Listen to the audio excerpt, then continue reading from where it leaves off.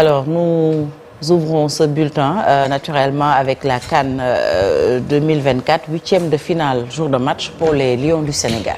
Oui, sans le milieu de terrain, Pape Gueye touché au mollet, donc il est incertain pour le match Sénégal-Côte d'Ivoire.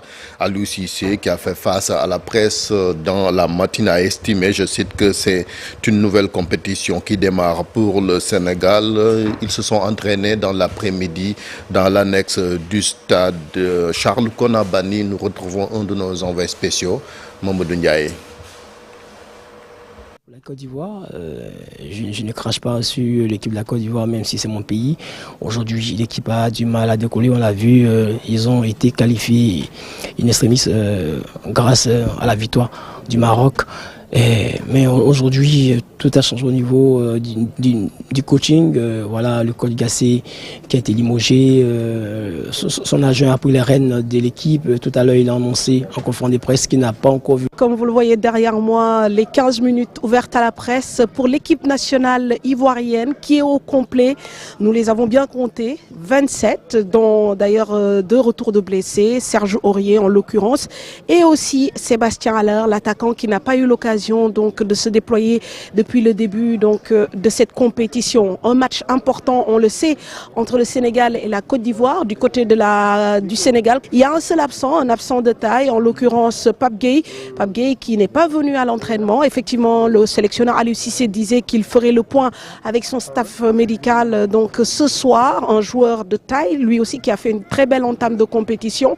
Mais on le sait que le Sénégal a des ressources, notamment au milieu de terrain, avec peut-être des Nampalys Mendy, des Gana Gueye et bien sûr nos jeunes sur qui on compte beaucoup, en l'occurrence Pape Matar Sarr et donc Lamine Camara. Alors voilà, bon, pour le moment je pense que tout le monde est focus sur ce match, ce choc qui est arrivé avant l'heure, dès les 8e de finale entre le Sénégal et la Côte d'Ivoire. Du côté de la Côte d'Ivoire, on veut ressusciter, saisir cette deuxième chance. Du côté du Sénégal, on veut continuer sur cette belle dynamique de victoire, car l'objectif, on le rappelle, c'est de jouer 7 matchs.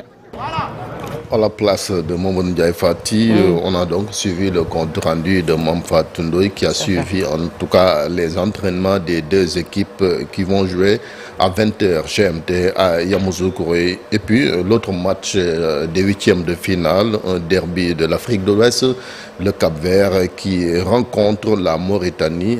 Ce sera à 17h. Nous suivrons également cette rencontre. Hier aussi, l'Égypte défaite par la République démocratique du Congo. Un but partout au coup de sifflet final jusqu'aux prolongations. C'est au tir but que les léopards de la RDC donc ont remporté le match. Gabaski n'a rien vu, Gabaski que les Sénégalais connaissent bien. Et puis la Guinée équatoriale aussi qui a perdu face à l'autre Guinée, Conakry. Donc 1-0. Les Guinéens, donc le Sili national qui se qualifie en quart de finale, tout comme le Nigeria qui va jouer en quart de finale contre l'Angola. Guinée va rencontrer la République démocratique du Congo, Fatih. Et puis parlons de tout à fait autre chose, accusation de corruption des membres du Conseil constitutionnel, la commission des lois de l'Assemblée nationale convoquée aujourd'hui. Ordre du jour, examen d'un projet de résolution pour la mise en place d'une commission d'enquête parlementaire sur les accusations de corruption des membres du Conseil constitutionnel. Une résolution, Fatih, initiée par le groupe parlementaire Wallo. Et puis l'UMS en ordre de bataille, Chérif. L'Union des magistrats du Sénégal qui apporte son soutien indéfectible au juge Cheikh Tidiane Koulibaly et Cheikh Ndiaye, accusés par le Parti démocratique sénégalais d'être corrompu. L'UMS donc qui dans un communiqué a fustigé l'annonce d'une commission d'enquête parlementaire sur le Conseil constitutionnel. Toujours dans cette affaire, les libéraux de Saint-Louis qui se sont réunis hier donc dénoncent le retrait illégal de leur candidat Karim Meïssa Wade à l'Assemblée nationale. Ils étaient en assemblée générale extraordinaire hier dimanche.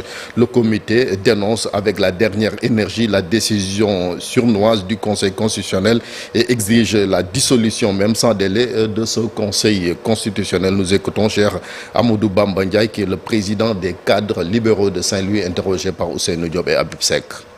Appeler le président de la République à prendre toutes ses responsabilités en tant que chef suprême de la magistrature, dans cette situation de crise institutionnelle grave, exiger le report des élections pour permettre à la Cour d'enquête parlementaire d'édifier les Sénégalais sur les soupçons de corruption et de conflit d'intérêts révélés. Nous exigeons le retour immédiat au Sénégal et sans condition du candidat Karim Meïssa Wade, candidat de la grande coalition K24. Exiger la dissolution sans délai du Conseil constitutionnel.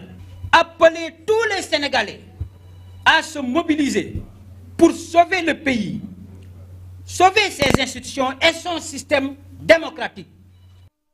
Pendant ce temps, le processus électoral suit son cours. Le Conseil national de régulation de l'audiovisuel rencontre les mandataires des candidats à l'élection présidentielle. Une rencontre qui sera pour le CNRA de déterminer le temps d'antenne quotidien réservé aux candidats à la RTS et le tirage au sort pour l'ordre de passage des candidats à l'émission consacrée à la campagne électorale diffusée par l'audiovisuel public. Fatih, pour rappel, la campagne électorale démarre ce dimanche 4 février à 0h et prend fin le 23 février 2024 à 0h.